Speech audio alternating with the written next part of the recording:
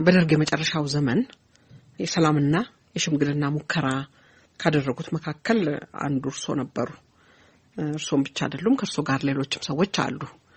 ብናነሳው ጥሩ ነው ብዬ ነው። ብዙ ጊዜ እንግዲህ ወቅቱ የጦርነት እና ብዙ ችግር የነበረበት ጊዜ ነበር እና ለኮሎኔል መንግስቱ ኃይለማርያም ሽምግልና ያስፈልጋልና ይሄን ነገር በሽምግልና መፈታት አለበት ብለው ያቀረቡት ሐሳብ ትዝ እንደሚለኝ የባልና ሚስት ሽምግልና ጉዳይ አይደለም ብለው በዛው የቀረ ይመስለኛል። ቡክ ፎር ላይፍ ቻናል ሸንጎ ነበር ይሄ ነገር የቀረበው አይደለም።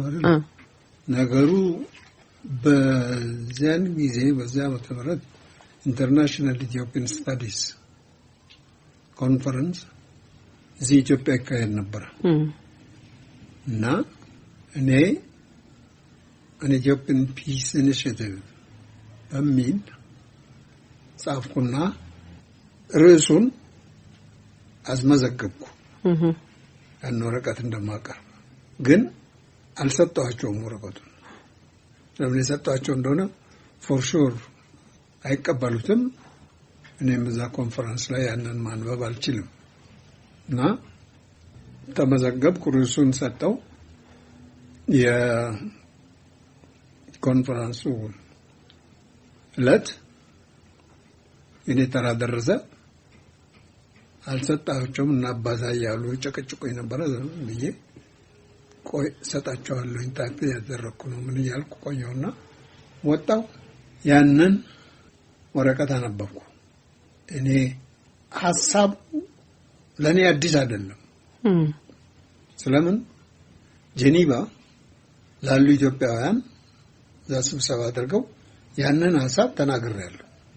ከዚያ በኋላ ደግሞ ከመጣው በኋላ እዚህ የአዲስ አበባ ዩኒቨርሲቲ የፖለቲካል ሳይንስ ዲፓርትመንት ጋብዞኝ እዛ ሄጄ ደግሞ ያንኑ ንግግር አድርጌያለሁ ዩኒቨርሲቲ ውስጥ በመሰረቱ ሐሳቡ ምንድነው? በጣም ክፉ አደጋ በአገራችን ላይ እየመጣ ስለሆነ ቶሎ ብለን አንድ ነገር ማድረግ አለብን ነው። እንደውም የተጠቀምኩበት የአጣዳፊነቱን ሁኔታ ለ12 ሩብ ጉዳይ ሆኗል ሰዓቱና ቶሎ ማድረግ አለብን። ችግሩ ሁላችንም የምናውቀው ነው። ነገር ግን እንዴት ብለን በስልጣን ላይ ያለውን ደርግ ማሳመን እንችላለን በሚል ነው ነገሩ። በእኛ በአገራችን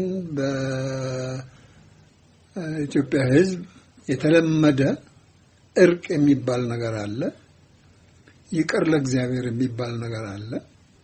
ያንን ይዘን እንነሳ። ለእርቅ ሁለቱም የተጎዳው ጎጂው በእውነት ለእግዚአብሔር ሰጥተው የሚካካሱበትም ነገር ካለ ተካክሰው ወደዛ መሄድ አለባቸው እና አሁን ኢትዮጵያ ውስጥ ይሄንን ደርግን እንዴት ብለን ለማስወረድ እንችላለን? እንዴት እንዲወርድ እናደርጋለን? ስልጣን ላይ ነው፣ ኃይል አለው። ቢወርድ ደግሞ ብዙ ሰዎች ቂም ያዛሉ። እነዛ ደግሞ በደርግ ላይ ቂማቸውን ለማወጣት መሰንዘራቸው አይቀርምና ይሄንንም ማስተካከል አለብን። ለዚህ የደርግ አባሎች ደርግ መንግስት በአጠቃላይ ባለስልጣኖች በአጠቃላይ በግላቸው ከሰሩት ወንጀል ሌላ ይቅር ለእግዚአብሔር እንበላቸው፣ የማይጠየቁ እናድርጋቸው። በግል ወንጀል ከሆነ ብቻ ይጠየቁ። ይሄ ከሆነ በኋላ እነሱ ስልጣናቸውን በኢትዮጵያ ሕዝብ ለተወከለ የሽማግሌዎች አስታራቂዎች ቡድን ያስረክብ።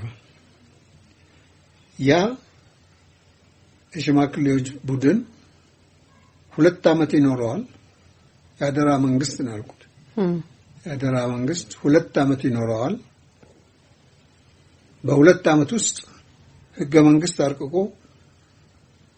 ይሄ ከያለበት ከኢትዮጵያ የተመረጡ ሰዎች ናቸው የሚሆኑት እዚህ ውስጥ ህገ መንግስት አርቅቆ የምርጫ ስርዓትን ደንብን አዘጋጅቶ ምርጫ አካሂዶ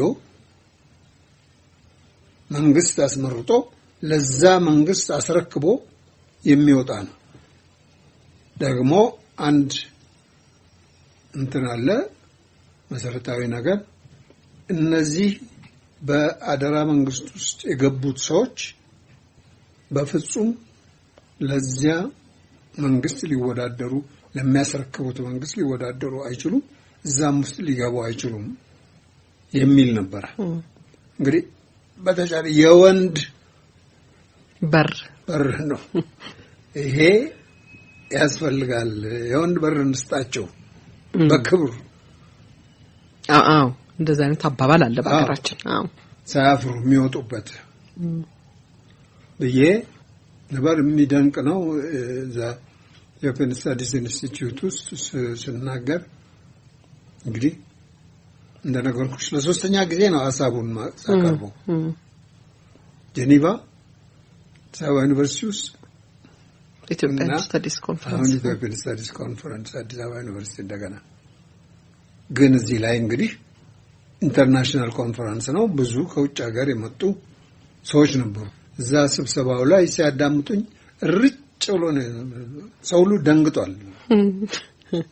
አይ ቲንክ እንደሚመስለኝ እንደዛ ነው ደንግጠዋል። አሁን ምን ይሆናል የሰውዬ እንግዲህ ደርግን ውረድ ብሎ የሚል ነገር ያ ከሆነ በኋላ እኔ ስጨርስ ጥያቄዎች ምናምኖች ተነሱ ተነጋገርንና የለም ይሄ ጉዳይ ዝም ብሎ እንደሌላው አካዳሚክ ጉዳይ ዝም ብሎ የሚጣል አይደለምና መቀጠል አለበት።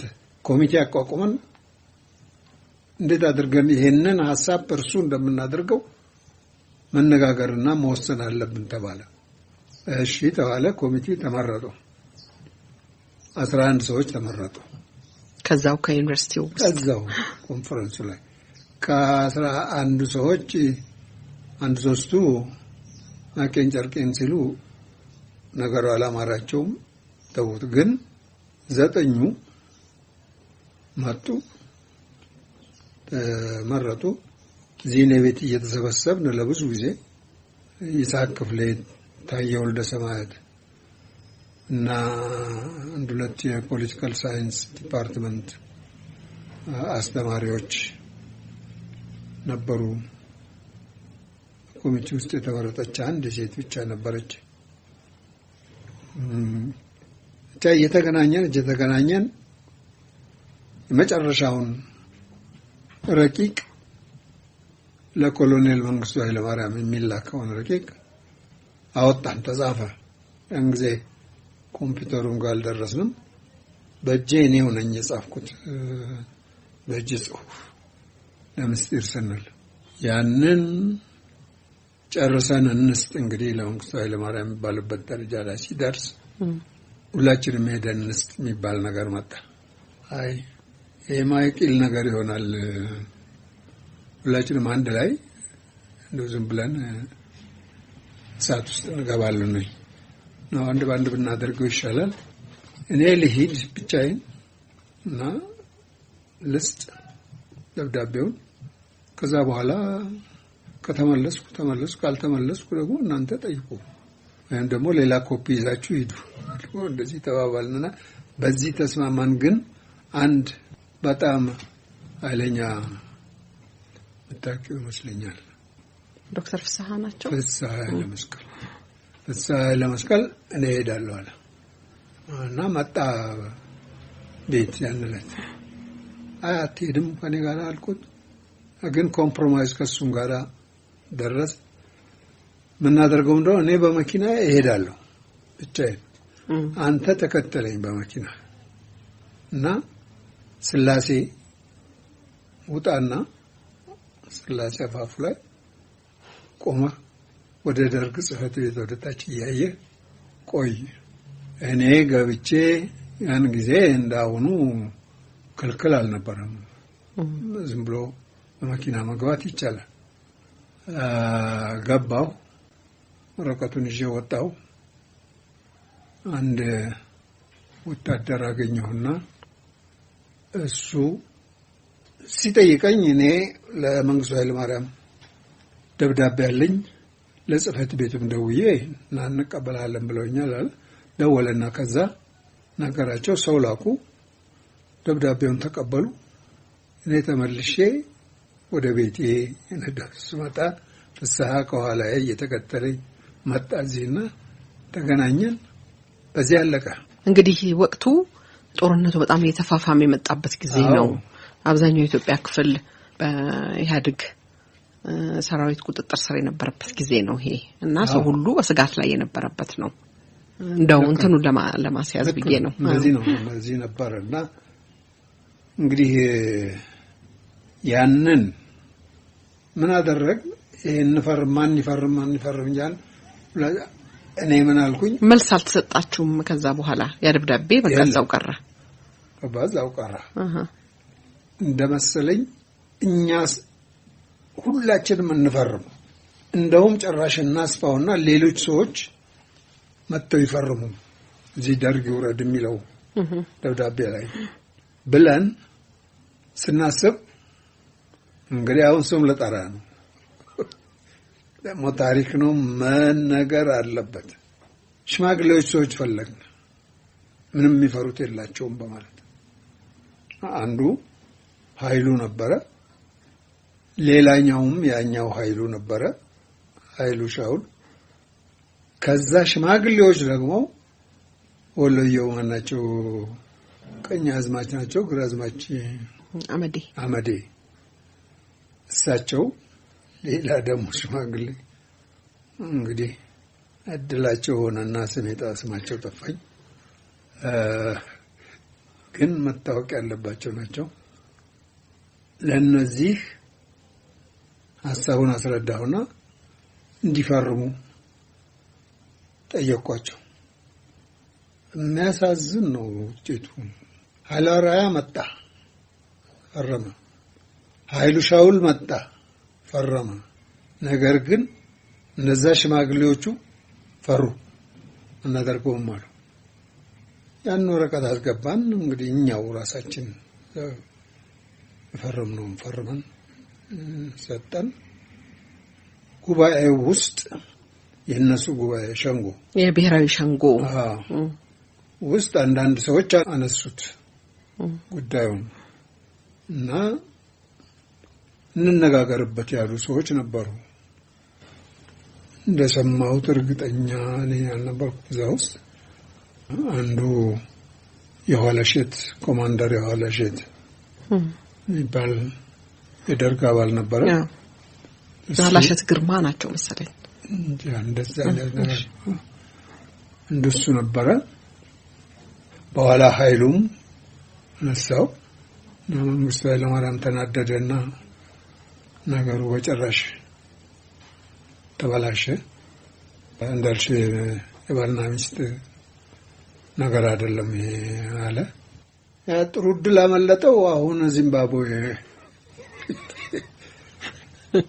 እንግዲህ እግዚአብሔር ቃሉን አለለው ምን ላይ እንዳለ ያ በጣም ይሻለው ነበር ሚደንቅሽ አሁንም በቀደምለት ያንን ጽሁፍ አወጣውና እዚህ ኮምፒውተር ውስጥ አለ አነበብኩት በእንግሊዝኛ እና መውጣት አለበት እንደው አንደኛ ለታሪክም ሁለተኛ ምናልባት ለደርግ የነገርነውን እነዚህ የሚያዳምጡ እንደሆነ በማለት ግን ሰዎች በአማርኛ ካልሆነ ምናምን አለኝ አንዳንድ ጋዜጦችና አይተሳና አንቁጭ እየተተረጉም ጊዜም የለኝም ብዙ ነገር አለብኝ አልኩና ተቆጥ ግን አልጣል ነው ሐሳቡን እንግዲህ መስቀለኛ መንገድ ነበረ ሰዓቱ ይሄ ለ12 ሩብ ጉዳይ የሚለው ነገር የከተማው ሰው ሁሉ ለ12 ሩብ ጉዳይ ነው ያለ የሚነጋገርበት ነበር።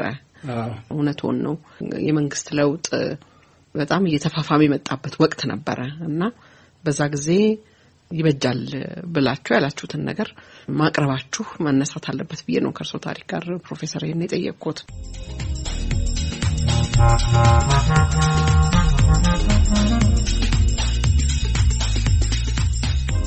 የተከበራችሁ አድማጮቻችን በሸገር 102.1 ሬዲዮ ጣቢያ የጨዋታን እንግዳ ያቀረብንላችሁ ነው።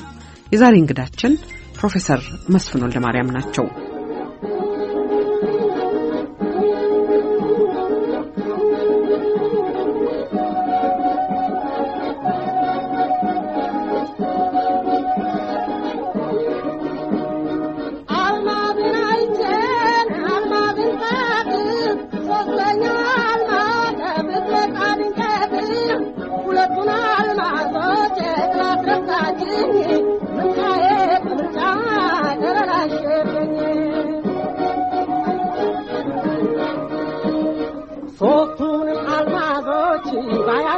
ባያቸው ይችም አልማዝ ሁሉም አልማዝ ናቸው። አልማዝን ከአልማዝ መምረጥ ቸገረኝ። እስቲ እንዴት ይሻላል ምክር ለግሱኝ። አልማዝን አይቼን አልማዝን ጣትን ሶስተኛው አልማዝ ብትመጣልኝ ከዚህ ሁለቱን አልማዞች ላስረሳችኝ ምርጫዬ በምርጫ ተበላሸብኝ። ሰው የተቸገረው በሌላ ሌላ ነው። እኔን ያስቸገረኝ የአልማዞች ምርጫ ነው። በአልማዝ መቸገሬ አይደለም ቅንጦት ይቀልድ ይሆናል ያልደረሰበት።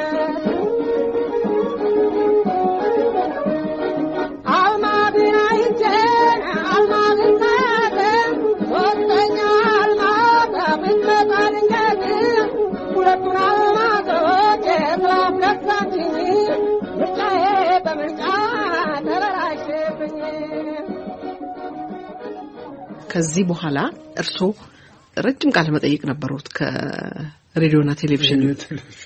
አዎ እንግዲህ አሁን 23 አመቱ ነው። የእርሶ ቃለ መጠይቅ በሬዲዮ እየተላለፈ ያለ ነው። አዎ እና ኢትዮጵያ ሬዲዮ ግንቦት ነው ዛሬ ኢህአዴግ ተቆጣጥሮታል የሚለው የእርሶ ቃለ መጠይቅ ተቋርጦ ነው ያ የገባው። የት ነበሩ እርሶ በዛ ጊዜ? ያን ጊዜ እንግሊዝ ሀገር ነበርኩ፣ ለንደን ነበርኩ። እኔ እኮ የስምምነቱ ሲደረግ እዛ ለንደን የሰላም ኮንፈረንስ ላይ ነበሩ እርሶ። ማን ጋበዞት ነው ወይስ በግለሰብ ታዛቢነት እርሶ ሄዱ? እሱ ደግሞ በጣም አስደናቂ ነገር ነው። እስቲ እሱን ይንገሩኝ። አንዳንድ ሰዎች አብዱል መሐመድን ታውቂው ነው? አዎ አብዱል መሐመድ፣ እንድሪያስ እሸቴ፣ ይስሐቅ ክፍሌ፣ አንድ ደግሞ ሌላ አደሬ ነበረ እና ለንደን እኔ ስዊትዘርላንድ ጄኔቫ አንድ በጣም ትልቅ ኮንፈረንስ ነበረ።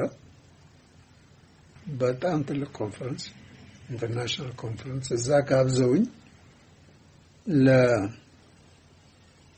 የምንድነው የፈረንጆቹ ህመም የሆነው ኤንቫይሮንመንታል ዴግራዴሽን፣ ኤንቫይሮንመንቱን እንጠብቅ እናደን የሚል እኔ ደግሞ ይሄንን ነገር አጥንቼ አንድ 25 ገጽ ምናምን የሚሆን ጽሁፍ ጽፌ እዛ ለማንበብ በጣም ተቃውሜ ነው ይሄንን አሁን ያለውን ትውልድ ለሚቀጥለው ትውልድ መስዋዕት የሚደረግበት ምንም ምክንያት የለም። ፈረንጆች እናንተ ኑራችሁን አጠናቃችሁ የመብል ችግር ከዛ ውጭ ሆናችሁ ሳታስቡ ለምግብ ያ ሌላው ደሃ ገበሬ ከዛችሁ ከሚያርሳት መሬት እንደሚያውቀው እሱ በሚያውቀው መንገድ ልስራ ሲል ደግሞ የለም አትስራ፣ በዚህ አይነት መንገድ ካልሆነ ያላችሁ የምትሉት ልክ አይደለም የሚል ጽሑፍ ነበረ። በኋላ በጀርመንኛም ተረጎሙት እና መጽሐፋቸው ውስጥ አስገቡት። እዛ ለመሄድ ስዘጋጅ ነበረ። ነገር ግን ይሄ ግሩፕ አሁን ቅድም ስማቸውን የጠራሁልሽ ሰዎች ናሉኝ እምነት መጣም እዚህ እንመለከትም የሚሆነውን ነገር እዚህ በሁለቱ ወገኖች መካከል እንደ ዳር ቆመንም ቢሆን እንመልከት ብለው ጠሩኝ። እንግዲህ እዚህ ውስጥ ኢህአዴግ አለ፣ የኤርትራ ነጻ አውጪ ግንባር አለ እና የኦሮሞ ነጻ አውጪ ግንባርም እንደዚሁ ሶስቱ ናቸው። እሺ አሸማጋዮች አሜሪካኖቹ ናቸው።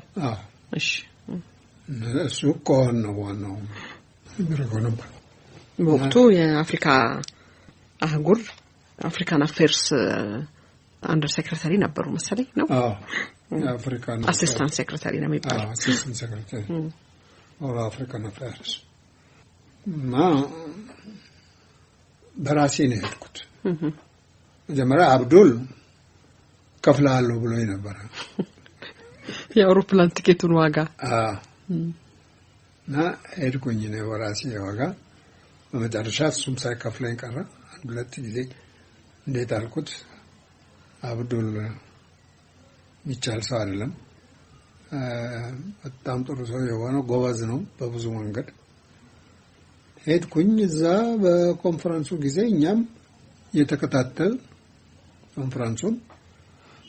እስቲ በደንብ ይንገሩን ፕሮፌሰር፣ ምን ሆነ እንግዲህ በመንግስት በኩል ዶክተር ተስፋዬ ዲንቃ መሰሉኝ በኢትዮጵያ በወቅቱ በነበረው መንግስት ወክለው ሄደው እነሱ እኮ ኮንፈረንስ አላደረጉም።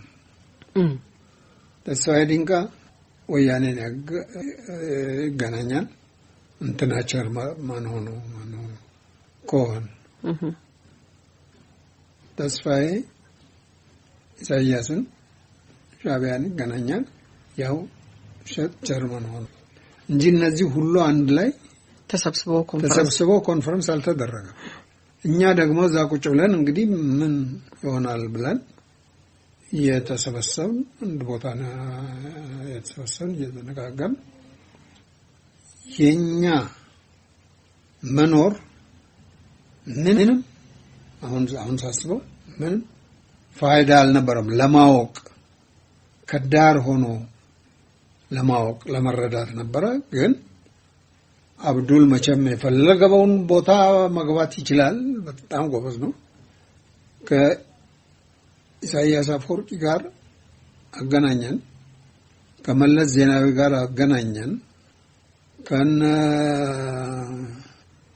እንጆል ለታ ከሱ ጋር ተገናኘን እና በእውነቱ ከልባችንን ተነጋገርን። ከነዚህ ጋር ብዙውን ጊዜ እኔ ነበርኩ የምናገረው።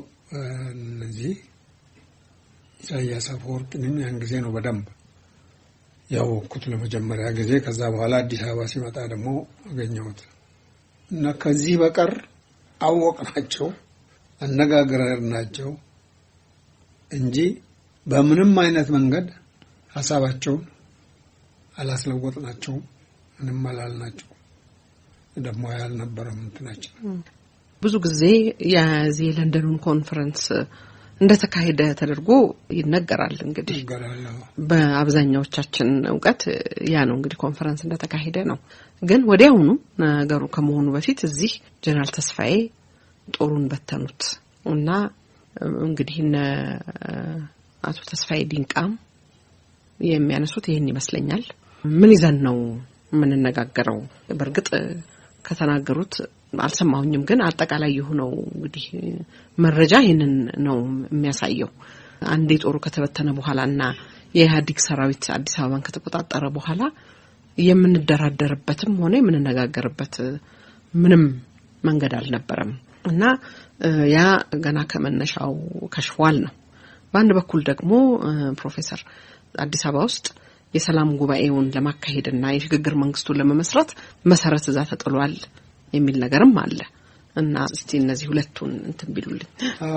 ይሄ የተስፋዬ ዲንቃ ትልቅ እንደው ጉድጓድ ውስጥ ነበር የገባው። እሱ እዛ ሆኖ ይነጋገራል ይዋዋላል ተብሎ ጠቅላይ ሚኒስትር ሆኖ ሄዶ እዚህ ተስፋዬ ገብረኪዳን ወያኔዎች ይግቡ አዲስ አበባ ብለዋል ፈቅዶላቸው አዲስ አበባ ገቡ የሚባል ነገር ሰማን እዛ። በዛን ጊዜ እኔም አላመንኩም እንዴት ተስፋዬ እንደዚህ ያደርጋል ብዬና ይሄኛው እዚህ የነበረው ተስፋዬ ተጠራጠርን። ግን ሆኗል ተባለ። ከሆነ እኔ ነግሮኛል እንደዚህ ብሎ ለተስፋዬ ዲንቃ ነግሮታል። ከመጣን በኋላ እኔ ነገር ሲከነክነኝ ነበር። እውነት አሜሪካኖች ናቸው ይሄንን ጎነጎኑት ወይስ በእርግጥ ተስፋዬ ገብረኪዳን ለዛኛው ተስፋዬ ነግሮታል ፈቅጃለሁ ብሎ? እኔ ከመጣሁ በኋላ እዚህ ከአሜሪካ ተመልሼ ወደዚህ አውሮፕላን አልነበረምና አውሮፕላን ሲገኝ ድረስ ነው የቆየሁት። ሲገኝ አውሮፕላን መጣሁ እና ይሄንን ነገር ለማረጋገጥ ፈለኩ። ዙሪያውን በሄድ የሚያውቅ ሰው አላጋጥማለኝ። በትክክል ለማወቅ ነው የፈለኩት እኔ በእውነት ለራሴም ስል ነው። ኋላ መንገድ አገኘሁ። የጣሊያን ኤምባሲን ለመጠየቅ ጠየቅኩ። እንደዚህ አንድ ጊዜ ፈቀዱልኝ ብዬ ለማነጋገር ተስፋዬን እሺ አለኝ እና ሄድኩኝ። ከሄድኩኝ በኋላ ግን እሱ ራሱ ተነጋግሮ ይመስለኛል ፎር ሹር አነጋግሮት መልሱን ይዞልኝ መጥቶም ምንድነው የምትፈልገው አለኝ። እኔ እንደዚህ ይሄንን ማለቱን ለማረጋገጥ ፈልገው አለኝ አልኩት። አይ ብሎታል አለኝ ጀነራል ተስፋዬ። ብሎታል ነግሮታል እንዲገቡ። እኛም ጋር እንደዚሁ እነሱ የመጡት የአሜሪካኖች እነሱ የሄዱት መጀመሪያ አሜሪካኖች ጋር ነበረ እና አሜሪካኖቹ ወደኛ ጋር አመጡብን እና እኛ ጋር ነው የሆኑት በአሜሪካኖች እንጂ በእኛ አይደለም አለኝ። እና ከዛ በኋላ ነገሩ ያው ነፍሱን ይማረው እንግዲህ ከማረው የተስፋዬ ገብረኪዳን ጉዳይ ነው መጀመሪያውንም። እንግዲህ ወደ መጨረሻው ገደማ ወታደሩ እየሸሸ መጣ። አዲስ አበባ በዛን ጊዜ በጣም የሚያስፈራ ሁኔታ ነበር። እንግዲህ አንድ ሳምንት ነው እኮ አይደለ? ይሄ በአንድ ሳምንት ውስጥ ነው ኮሎኔል መንግስቱ ወደ ዚምባብዌ ከሄዱ በኋላ ያለው ነው። ለቁጥጥር የማይመች ሁኔታ ነበረ። ምናልባት በሳቸው አእምሮ ችግር ከሚፈጠርና እልቂት ከሚሆን ብለው ሊሆን ይችላል ብዬ ገምታለሁ። መቼም እኔ እዚህ ገና ወደ ለንደን ሳልሄድ ነው በሁለተኛው ቀኑ ነው እሱ ፕሬዝዳንት በሆነ ሁለተኛው ቀኑ የእንትኑን አዋጅ አወጀው የተኩስ አቁም። ይኸው እንግዲህ የዝብርቅርቁ ነገር ሁኔታ ኢትዮጵያ ውስጥ ያን ጊዜም አሁንም ያለው ሁኔታ አንድ ሰውዬ በትክክለኛው መስመር መጥቶ ሻለቃ ላይ ደረሰ ሰው በድንገት ሉተናንት ጀነራል ሆነ። እንግዲህ ሉተናንት ጀነራል ነህ ማለት ቀላል ነው። እኔንም ሊያደርጉኝ ይችላሉ፣ ልብሱንም ልለብስ ይችላሉ። ከዛ በተረፈ ግን የሉተናንት ጀነራል ዕውቀት ጭንቅላቴን ከፍተው አይጨምሩት። ይሄ ሰውዬ ምንም ሳይው ከሻለቃነት ሉተናንት ጀነራል ሆነ። ከዛ ደግሞ ይባስ ብሎ የሀገር መሪ ሆነ እና በበነጋታው ከዚች ደቂቃ ታስታውሽ እንደሆነ ቃሉ ይሄ ነው። ከዚች ደቂቃ ጀምሮ ተኩስ አቁም። እንግዲህ እንደዚህ አይደረግም። ተኩስ አቁም ሲደረግ የጦር ኃይሎቹን መሪዎች ሰብስቦ ምን ምን ማድረግ እንዳለባቸው ምን ቦታ መያዝ እንዳለባቸው ተኩስ አቁም ማለት አትከላከል ማለት አለመሆኑ ቦታህን እንዳያስክ ቆይ ማለት ነው ወይስ አፈግፍግ ነው? ይሄ ሁሉ ተነግሯቸው መሆን ነበረበት። እሱ ግን ዝም ብሎ ከዚች ደቂቃ ጀምሮ የመሀይም ስራ ነው። እንደምታስታውሱት ይሄንን ሲሰማ ግንባር ላይ ያለው ወታደር ከዚች ደቂቃ ጀምሮ ተኩስ አቁም ተብለሃል ሲባል ምን ያድርግ? ከላይ እስከ ታች በሙሉ ተናደ። ሐሳቡ ሁሉ ምን ሁሉ ቆመ። እንግዲህ ቆም ያልሞትም ማለት እንዳየነው ተርቧል። ምግብ እንኳን የሚያቀርብለት የለም እና ጠመንጃውን እንደያዘ ቦምቡን እንደታጠቀ በየመንገዱ ላይ እየለመነ እየበላ መጣ። ይሄ እንግዲህ ከወታደርነት ወታደር አልሆኑም እኮ ሲመጡ ወታደሮች አይደሉም፣ ለማኞች ናቸው። ኢትዮጵያ ጨዋነት እንጂ ጠመንጃ ይዞ መለመን የትም ሀገር የማይታይ ነገር የማይታወቅ ነገር አበሻ ብቻ ነው የሚያደርገው። እና መንገዱ ክፍት ሆነ በቃ። ከሱም ሌላ ደግሞ እንግዲህ ወታደሩን በክብር መሳሪያውን አስቀምጦ እንዲሄድ እድል አልተሰጠውም ነው እንግዲህ ትልቁ ጥያቄ ይመስለኛል ፕሮፌሰር። ምክንያቱም እንግዲህ ለኢትዮጵያ ብለህ ተዋጋ የተባለን ሰው የክብር ስንብት እንዲያገኝ አላደረጉትም። የጀነራል ተስፋዬ ስህተት እዚህ ላይ ነው እንግዲህ የሚባለው ይመስለኛል። አዎ ምኑንም አላወቀውም እንጂ እሱ ስለ ተኩስ አቁም ነገር በበነጋታው እኮ ነው እሱ ፕሬዝዳንት በሆነ በበነጋታው ነው። እኔ ያን ጊዜ ተናግሬያለሁ።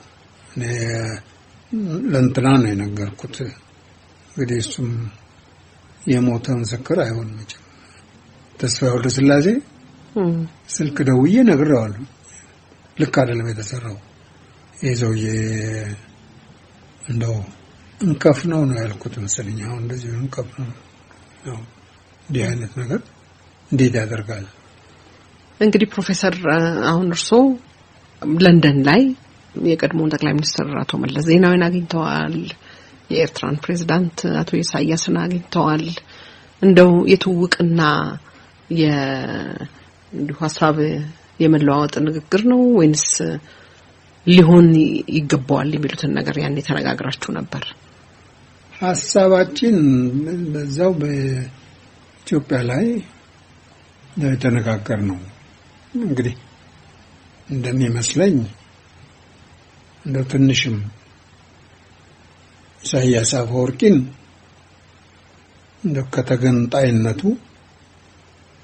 መለስ እንዲል ለማድረግ ግን የሚደንቅሽ ነው። ለኔ በግሌ ኢሳያስ አፈወርቂን የበለጠ ኢትዮጵያ ሆኖ ነው ያገኘሁት። ለምን እንዲህ አሉ?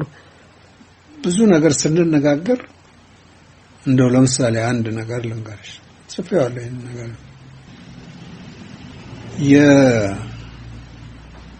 የኢትዮጵያዊ አይደለንም የሚለው ነገር ሲመጣ እኔ ስማ አንተ አሁን ኢትዮጵያዊ አይደለህም ትላለህ። ልጆች ካሉ እነዚህ ልጆች ይማራሉ፣ መጽሐፍት ያነባሉ። ይሄን አትከለክላቸውም፣ ልትከለክላቸው አትችልም። ያውቃሉ።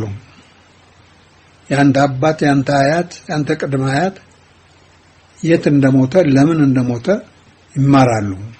ከዚያ በኋላ ይሄንን እውቀት ካገኙ በኋላ መተው ውሸታም ይሉሃል አልኩት። እንደዚሁ ነው you are a liar ይሉሃል አልኩት። በእንግሊዘኛ ነበር የምትነጋገሩት? በጭራሽ በአማርኛ አይናገር እና ከተናገርሽ ይሰማል እንትን ይላል። እሱ ግን ለመናገር እንደምለዋል መሰለኝ አይናገርም። ውሸታም ይሉሃል አልኩት። ደነገጠ። አንድ 30 ሰኮንድ ያህል ዝም ማለና እዛ የናፒር ኤክስፔዲሽን ጊዜ የተደረገውን አጣቀሙ አለኝ። ሳቅኩኝ፣ በጣም ሳቅኩኝ። የመቅደላን እንግዲህ ማለታቸው? አዎ። ለምን ትስቃለህ አለኝ። አይ ነገሩ ገርሞኝ ነው። መንግስቱ ኃይለማርያምም እንደዚህ ብሎኝ ነበር አልኩት። መንግስቱ ኃይለማርያም እነሱ አይደሉም እንደየመሩ መቅደላ ያመጣቸው ብሎኝ ነበር እና ኢሳያስም ሊነግረኝ የሚፈልገው እኛ መቅደላን የናፒር ኤክስፔዲሽን ረድተናል ኢትዮጵያዊ ባለመሆናችን ብሎ ሊያስረዳኝ ነው የፈለገው እና መንግስቱ ኃይለማርያም ያን ብሎኝ ስለነበረ ሳቅኩኝ እና እንዴት አእምሯችሁ ተጋጠመ አልኩት።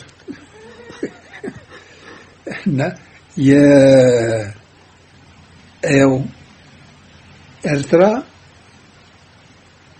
የናፒር ኤክስፔዲሽን ያለፈበት መሬት እችን የምታክል ነች።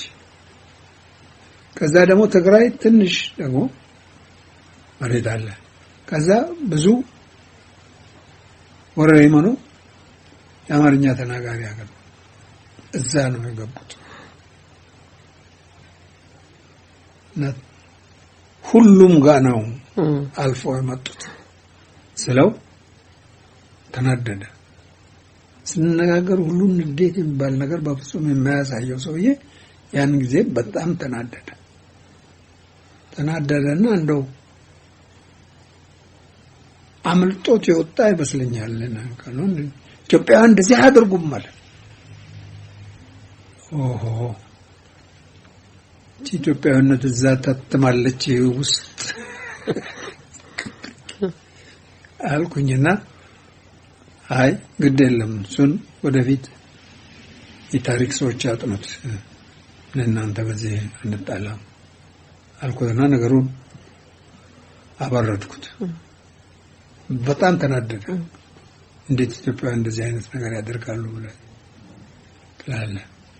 ሌላም ደግሞ አጋጣሚ እሱ እንኳን እኔ አይደለም ሁለተኛ ሰው ነው የሰማሁት። እሱን ነገር አስፈላጊ አይደለም።